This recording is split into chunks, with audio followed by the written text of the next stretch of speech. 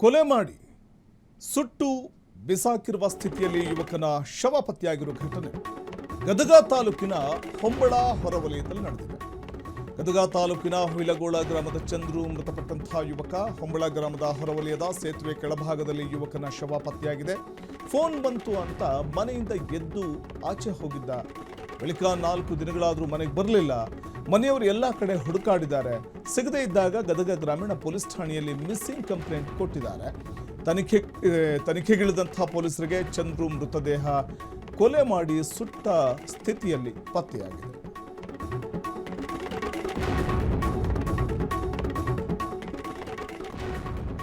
ನಕಲಿ ವೈದ್ಯನ ಇಂಜೆಕ್ಷನ್ಗೆ ಬಾಲಕಿಯೋರ್ವಳು ಬಲಿಯಾಗಿರುವಂತಹ ಒಂದು ಘಟನೆ ನಡೆದಿದೆ. 13 ವರ್ಷದ ಬಾಲಕಿಗೆ ವೈದ್ಯ ನೀಡಿದ ಇಂಜೆಕ್ಷನ್ ಕಾರಣ ಅಂತ ಗಂಭೀರ ಆರೋಪ ಕೇಳಿಬಂದಿದೆ. ಬಾಲಕಿಯ ಪೋಷಕರು ನಕಲಿ ವೈದ್ಯ ಅಂತ ಆರೋಪಿಸಿರುವ ಘಟನೆ ರಾಯಚೂರು ಜಿಲ್ಲೆಯ ಮಸ್ಕಿ ತಾಲೂಕಿನ ಅಮಿನಗಢ ಗ್ರಾಮದಲ್ಲಿ ನಡೆದಿದೆ. ಮಾರ್ಚ್ 26ರಂದು ಸಿಂಧು ಜ್ವರದಿಂದ ಬಳಲ್ತಾ ಇದ್ದು, ಇದೇ ಕಾರಣಕ್ಕೆ ಉತ್ತಮ್ ಕುಮಾರ್ ಸರ್ಕಾರ್ ಎಂಬ ವೈದ್ಯನ ಬಳಿ ಸಿಂಧುನನ್ನ ಚಿಕಿತ್ಸೆಗೆ ಅಂತ ಕರ್ಕೊಂಡು ಹೋಗಿರ್ತಾರೆ ಅವರ ಕುಟುಂಬದವರು. ಚಿಕಿತ್ಸೆ ಬಳಿಕ ಸಿಂಧು ಪರೀಕ್ಷೆಗೆ ಹಾಜರಾಗಿದ್ಲು. ಅದರ ಇಂಜೆಕ್ಷನ್ ಪಡೆದ ರಾತ್ರಿ ಸಿಂಧು ದೇಹದ ಮೇಲೆ ಗುಳ್ಳೆಗಳು ಕಾಣಿಸಿಕೊಂಡಿದ್ದು ನೋವಿನಿಂದ ನರಳಾಡಿದ್ದಾಳೆ. ಪೋಷಕರು ಕೂಡಲೇ ಮಗಳನ್ನ ಆಸ್ಪತ್ರೆಗೆ ದಾಖಲಿಸಿದ್ದು, ಆದರೆ ಚಿಕಿತ್ಸೆ ಫಲಿಸದೆ ಸಿಂಧು ಸಾವನ್ನಪ್ಪಿದ್ದಾಳೆ. ಸದ್ಯ ಪೊಲೀಸರು ಉತ್ತಮ್ ಕುಮಾರ್ ಸರ್ಕಾರ್ನನ್ನ ವಶಕ್ಕೆ ಪಡ್ಕೊಂಡಿದ್ದಾರೆ.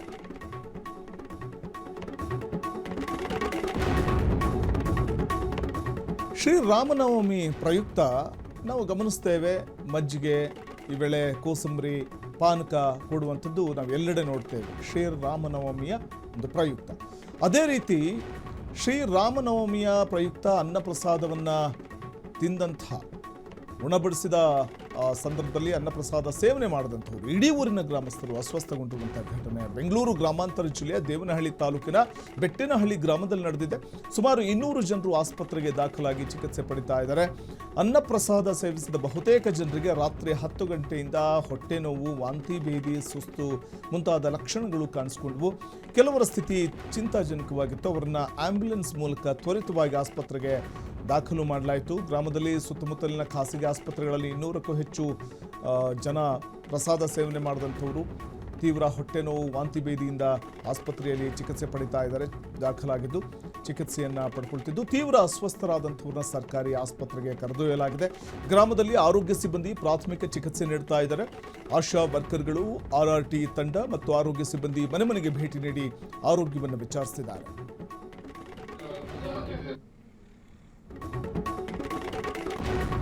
ಪೊಲೀಸ್ ಅಪ್ಪನ ಮನೆಯಲ್ಲೇ ಕಳ್ಳತನ ನಡೆದರೂ ಪೊಲೀಸ್ ಸಿಬ್ಬಂದಿ ಬೇಜವಾಬ್ದಾರಿತನ ಪ್ರದರ್ಶಿಸಿರುವ ಘಟನೆ ಧಾರವಾಡದಲ್ಲಿ ನಡೆದಿದೆ. ಸಶಸ್ತ್ರ ಮೀಸಲು ಪಡೆಯಲ್ಲಿ ಕೆಲಸ ಮಾಡ್ತಾ ಇದ್ದ ಸಂಗಮೇಶ್ ಮಂಕಣಿ ಅವರ ಮನೆಯಲ್ಲೇ ಕಳ್ಳತನ ನಡೆದಿದೆ. ಸಂಗಮೇಶ್ ಅವರು ಬೆಳಗ್ಗೆ ಕೆಲಸಕ್ಕೆ ಹಾಜರಾಗಿದ್ರು. ಅವರ ಮನೆಯವರು ಮನೆಗೆ ಕೀಲಿ ಹಾಕೊಂಡು ಬೇರೆ ಊರಿಗೆ ಹೋಗಿರ್ತಾರೆ. ಇನ್ನು ಖದೀಮರು ಅದೇ ಸಮಯವನ್ನು ನೋಡಿಕೊಂಡು ಮನೆಗೆ ನುಗ್ಗಿದ್ದಾರೆ. ಪೊಲೀಸ್ ಅಪ್ಪನ ಮನೆಯ ಕದವನ್ನು ಮುರಿದು ಒಳನುಗ್ಗಿ ಮನೆಯಲ್ಲಿನ ಚಿನ್ನಾಭರಣ ದೋಚಿದ್ದಾರೆ. ಸಂಗಮೇಶ ಮಂಕಣಿ ಸಂಜೆ ಸುಮಾರಿಗೆ ಮನೆಗೆ ಬಂದು ನೋಡಿದಾಗ ಮನೆಯಲ್ಲಿ ಕಳ್ಳತನ ನಡೆದಿರುವುದು ಪತ್ತೆಯಾಗಿದೆ. ಕೂಡಲೇ ಧಾರವಾಡ ಗ್ರಾಮೀಣ ಠಾಣೆ ಪೊಲೀಸರಿಗೆ ಈ ಸಂಬಂಧ ಮಾಹಿತಿಯನ್ನ ಮುಟ್ಟಿಸಿದ್ದಾರೆ. ಆದರೆ ಅದು ನಮ್ಮ ವ್ಯಾಪ್ತಿಗೆ ಬರೋದಿಲ್ಲ ಅಂತ ಪೊಲೀಸರು ಉಡಾಫಿಯ ಮಾತು ಹೇಳಿದ್ದಾರೆ. ಪೊಲೀಸರೊಬ್ಬರ ಮನೆಯಲ್ಲೇ ಈ ರೀತಿ ಕಳ್ಳತನ ನಡೆದಿದೆ, ಆದರೆ ಅವರ ಮನೆ ಇರೋ ಏರಿಯಾ ನಮ್ಮ ವ್ಯಾಪ್ತಿಗೆ ಬರೋದಿಲ್ಲ ಅಂತ ಧಾರವಾಡ ಉಪನಗರ ಹಾಗೂ ಗ್ರಾಮೀಣ ಠಾಣೆ ಪೊಲೀಸರು ಬೇಜವಾಬ್ದಾರಿತನ ಪ್ರದರ್ಶಿಸಿದ್ದಾರೆ. ಕಂಟೈನರ್ ಲಾರಿ ಹಾಗೂ ಕಾರಿನ ನಡುವೆ ಭೀಕರ ಅಪಘಾತ ಸಂಭವಿಸಿದ ಪರಿಣಾಮ ಬೆಂಕಿ ಹೊತ್ತುಕೊಂಡು 3 ಗಂಭೀರವಾಗಿ ಗಾಯಗೊಂಡಿರುವ ಘಟನೆ ಬೆಂಗಳೂರು ಗ್ರಾಮಾಂತರ ಜಿಲ್ಲೆ ಹೊಸಕೋಟೆ ತಾಲೂಕಿನ ಹಲಸಹಳ್ಳಿ ಗ್ರಾಮದ ಬಳಿ ನಡೆದಿದೆ. ಘಟನೆಯಲ್ಲಿ ಕಾರಿನಲ್ಲಿ ಪ್ರಯಾಣ ಮಾಡ್ತಾ ಇದ್ದ 3 ಗಂಭೀರ ಸುಟ್ಟ ಗಾಯಗಳಾಗಿದೆ. ಸದ್ಯ ಗಾಯಾಳುಗಳನ್ನು ಹೊಸಕೋಟೆ ನಗರದ ಸಿಲಿಕಾನ್ ಸಿಟಿ ಆಸ್ಪತ್ರೆಗೆ ದಾಖಲು ಮಾಡಲಾಗಿದೆ.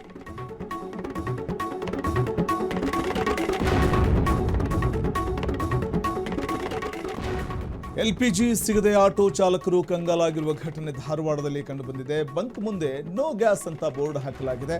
ಆಟೋ ಚಾಲಕರ ಕಷ್ಟವನ್ನ ಕೇಳೋರೇ ಇಲ್ಲ ಅಂತ ಆಕ್ರೋಶವನ್ನ ಆಟೋ ಚಾಲಕರು ಹೊರಹಾಕಿದ್ದಾರೆ. ಇನ್ನು ಆಟೋಗಳಿಗೆ ಗ್ಯಾಸ್ ಸಿಗದೆ ಜೀವನ ಹೇಗೆ ನಡೆಸುವುದು ಅಂತ ಚಾಲಕರು ಈ ವೇಳೆ ಆಕ್ರೋಶವನ್ನ ವ್ಯಕ್ತಪಡಿಸಿದ್ದಾರೆ. ಕಲಬುರಗಿ ಜಿಲ್ಲೆಯ ಆಳಂದ ಪಟ್ಟಣದಲ್ಲಿ ಗ್ಯಾಸ್ಗಾಗಿ ಗಲ್ಲಿಗಳಲ್ಲಿ ಹಗಲು ರಾತ್ರಿ ಎನ್ನದೇ ಜನ ಕ್ಯೂ ನಿಲ್ತಾ ಇದ್ದಾರೆ. ಇನ್ನು ಸುಲ್ತಾನ್ಪುರ ಮಹಾದೇವ ಮಂದಿರ, ಹನುಮಾನ್ ಮಂದಿರ, ರೇವಣಸಿದ್ದೇಶ್ವರ ಕಾಲೋನಿ ಸೇರಿ ಹಲವೆಡೆ ಗ್ಯಾಸ್ಗಾಗಿ ಪರದಾಡ್ತಿದ್ದಾರೆ.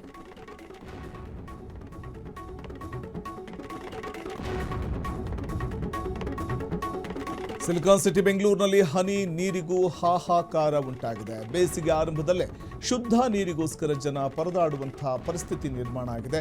ಶುದ್ಧ ನೀರಿನ ಘಟಕಗಳು ಕಾರ್ಯನಿರ್ವಹಿಸ್ತಾ ಇಲ್ಲ.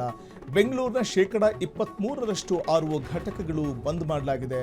ಇನ್ನು ಕಳಪೆ ನಿರ್ವಹಣೆಯಿಂದ 260 ಘಟಕಗಳು ಸ್ಥಗಿತವಾಗಿದೆ. ಅಂತರ್ಜಲ ಕುಸಿತದಿಂದ 139 ಬೋರ್ವೆಲ್ ಬತ್ತಿ ಹೋಗಿವೆ.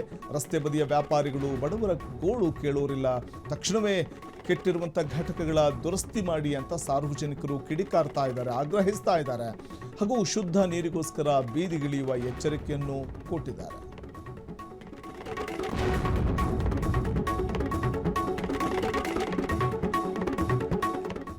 ಹೇಗಾದರೂ ಮಾಡಿ ಹಣ ಮಾಡಬೇಕು ಅನ್ನೋ ಗುರಿಯೊಂದಿಗೆ ಕೆಲವರು ಇತ್ತೀಚೆಗೆ ದಾರಿ ತಪ್ತಾ ಇದ್ದಾರೆ. ಇದಲ್ಲದೆ ಪ್ರೀತಿಯ ಹೆಸರಲ್ಲಿ ಡೇಟಿಂಗ್ ಆ್ಯಪ್ಗಳಲ್ಲಿ ಅಮಾಯಕರು ಸಿಕ್ಕಿ ಬೀಳ್ತಾ ಇದ್ದಾರೆ. ಪ್ರೀತಿ ಮಾಡೋ ನೆಪದಲ್ಲಿ ಹಣವನ್ನು ಲೂಟಿ ಮಾಡ್ತಿದ್ದಾರೆ. ಅಂತಹದ್ದೇ ಒಂದು ಘಟನೆ ಬೆಂಗಳೂರಲ್ಲಿ ಬೆಳಕಿಗೆ ಬಂದಿದೆ. ಟೆಕ್ಕಿಯೋರ್ವ ಡೇಟಿಂಗ್ ಆ್ಯಪ್ನಲ್ಲಿ ಯುವತಿಯ ಪರಿಚಯ ಮಾಡಿಕೊಂಡು 18 ಲಕ್ಷ ಅಂದರೆ 18.7 ಲಕ್ಷ ಕಳ್ಕೊಂಡಿದ್ದಾರೆ. ಇನ್ನು ಸಾಫ್ಟ್ವೇರ್ ಇಂಜಿನಿಯರ್ ಹನಿ ಟ್ರ್ಯಾಪ್ಗೆ ಬಲಿಯಾದ ವ್ಯಕ್ತಿ ಈ ಯುವಕನನ್ನ ಮದುವೆಯ ಭರವಸೆ ನೀಡಿ ನಂಬಿಸಿದ್ಲಂತೆ. ಯುವತಿ ಹಣ ಕೈ ಸೇರಿದ ಮೇಲೆ ಯುವಕನಿಂದ ಕಿಲೇಡಿ ದೂರ ಉಳಿದಿದ್ದಾಳೆ. ಇತ್ತ ಹಣವೂ ಇಲ್ಲ, ಮದುವೆಯಾಗಲು ಯುವತಿಯೂ ಇಲ್ಲದೆ ಟೆಕ್ಕಿ ಕಂಗಾಲಾಗಿದ್ದಾಳೆ.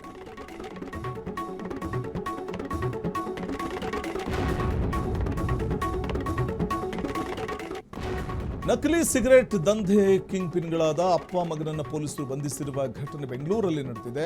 ತಂದೆ ಅಬ್ದುಲ್ ಬಶೀದ್, ಮಗ ಮೊಹಮ್ಮದ್ ಆಶೀಕ್ ಸೇರಿ ಮೊಹಮ್ಮದ್ ಅನ್ವರ್, ಮೊಹಮ್ಮದ್ ಅನ್ಸಾರಿ, ಗುಲಾಮ್ ಹುಸೇನ್ ಖಾನ್ ಬಂಧಿತ ಆರೋಪಿಗಳಾಗಿದ್ದಾರೆ.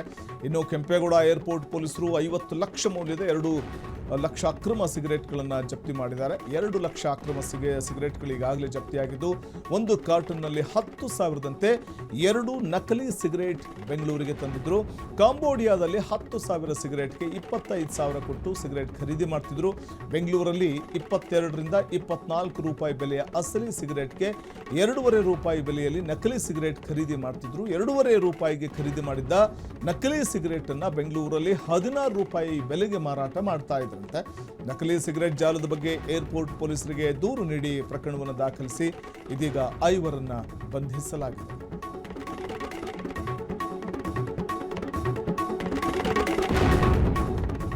ಅಮೆರಿಕಾದಲ್ಲಿ ಕೋವಿಡ್-19 ಹೊಸ ರೂಪಾಂತರಿ BA.3.2 ಸಿಕಾಡ ಎಲ್ಲೆಡೆ ಆತಂಕವನ್ನು ಸೃಷ್ಟಿ ಮಾಡ್ತಾ ಇದೆ. ವೇಗವಾಗಿ ಹರಡುವ ಗುಣ ಹೊಂದಿರುವ ಈ ವೈರಸ್ ಈಗಾಗಲೇ ಕೆಲವು ದೇಶಗಳಲ್ಲಿ ತನ್ನ ಪ್ರತಾಪವನ್ನು ತೋರಿಸುವುದಕ್ಕೆ ಆರಂಭಿಸಿದೆ. ಅಮೆರಿಕದ ರೋಗ ನಿಯಂತ್ರಣ ಹಾಗೂ ಮುನ್ನೆಚ್ಚರಿಕಾ ಕೇಂದ್ರ ದೇಶದೆಲ್ಲೆಡೆ ನೀರಿನ ಮಾದರಿಯನ್ನು ಪರೀಕ್ಷೆ ಮಾಡುತ್ತಿದ್ದು 25ಕ್ಕೂ ಹೆಚ್ಚು ರಾಜ್ಯಗಳಲ್ಲಿ ಈ ಹೊಸ ರೂಪಾಂತರಿ ಪತ್ತೆಯಾಗಿದೆ. ಈ ಕಾಯಿಲೆ ಕೋವಿಡ್ಗಿಂತಲೂ ಹೆಚ್ಚು ಭಯಾನಕ ಎಂಬ ವರದಿ ಕೂಡ ಇದೆ. ಇನ್ನು ಭಾರತಕ್ಕೂ ಈ ರೂಪಾಂತರಿ ಲಗ್ಗೆ ಹಾಕುತ್ತಾ ಅನ್ನುವ ಆತಂಕ ಶುರುವಾಗಿದೆ.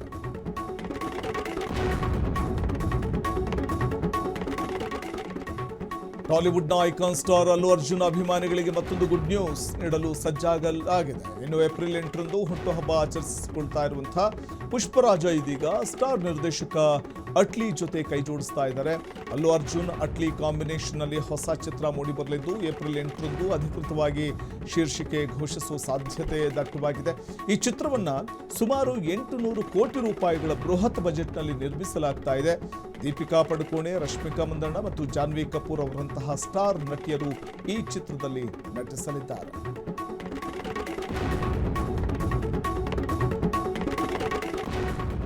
ಸಿನಿಮಾ ರಿಲೀಸ್ ಆದಾಗಿನಿಂದಲೂ ಅಬ್ಬರಿಸಿ ಬೊಬ್ಬಿರ್ತಾ ಇರುವ ದುರಂಧರ್ 2 ಮತ್ತೊಂದು ಹೊಸ ದಾಖಲೆ ಬರೆದಿದೆ. ಈಗಾಗಲೇ 1,000 ಕೋಟಿ ಕಲೆಕ್ಷನ್ ಮಾಡಿರುವ ಈ ಚಿತ್ರ ಬಾಹುಬಲಿ 2 ಚಿತ್ರದ ರೆಕಾರ್ಡ್ ಬ್ರೇಕ್ ಮಾಡಿದೆ. ದುರಂಧರ್ 2 ಸಿನಿಮಾ ತೆರೆಕಂಡ 10 ದಿನಕ್ಕೆ ಈ ರೆಕಾರ್ಡ್ ಬ್ರೇಕ್ ಆಗಿದ್ದು ಬಾಲಿವುಡ್ ಮಂದಿಗೆ ಹೊಸ ಚೈತನ್ಯವನ್ನ ತುಂಬಿದೆ. ಉತ್ತರ ಅಮೆರಿಕಾದಲ್ಲಿ ಬಾಹುಬಲಿ 2 ಚಿತ್ರ ಭಾರಿ ದೊಡ್ಡ ದಾಖಲೆಯನ್ನ ಮಾಡಿತ್ತು.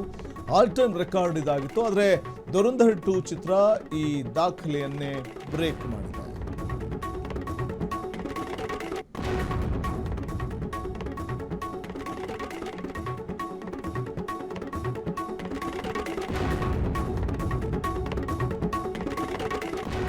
ರಾಜ್ಯದ ಹಲವೆಡೆ 4 ದಿನ ಮಳೆಯಾಗಲಿದೆ ಅಂತ ಹವಾಮಾನ ಇಲಾಖೆ ತಿಳಿಸಿದೆ.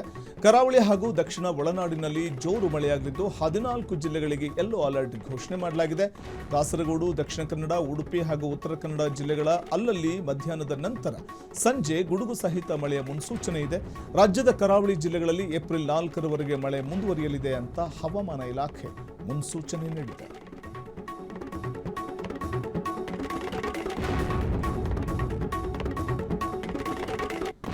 ತುಮಕೂರು ಜಿಲ್ಲೆ ಗುಬ್ಬಿ ತಾಲೂಕಿನ ಸಂಗನಹಳ್ಳಿ ಗ್ರಾಮದಲ್ಲಿ ಚಿರತೆಯೊಂದು ಪ್ರತ್ಯಕ್ಷವಾಗಿದ್ದು ಗ್ರಾಮಸ್ಥರಲ್ಲಿ ಆತಂಕ ಹೆಚ್ಚಾಗಿದೆ. ಚಿರತೆ ಓಡಾಟದ ದೃಶ್ಯ ಸಿಸಿಟಿವಿಯಲ್ಲಿ ಸೆರೆಯಾಗಿದ್ದು ಆಹಾರವನ್ನರಸಿ ಬಂದ ಚಿರತೆ 4 ನಾಯಿಗಳನ್ನು ಕೊಂದು ತಿಂದಿರುವ ಮಾಹಿತಿ ಲಭ್ಯವಾಗಿದೆ. ಇನ್ನು ಚಿರತೆ ಸೆರೆ ಹಿಡಿಯುವಲ್ಲಿ ಅರಣ್ಯ ಇಲಾಖೆ ನಿರ್ಲಕ್ಷ್ಯ ತೋರ್ತಾ ಇದೆ ಅಂತ ಸಾರ್ವಜನಿಕರು ಆಕ್ರೋಶ ಹೊರಹಾಕಿದ್ದಾರೆ. ತಕ್ಷಣ ಸೂಕ್ತ ಕ್ರಮ ಕೈಗೊಳ್ಳಿ ಅಂತ ಆಗ್ರಹಿಸಿದ್ದಾರೆ.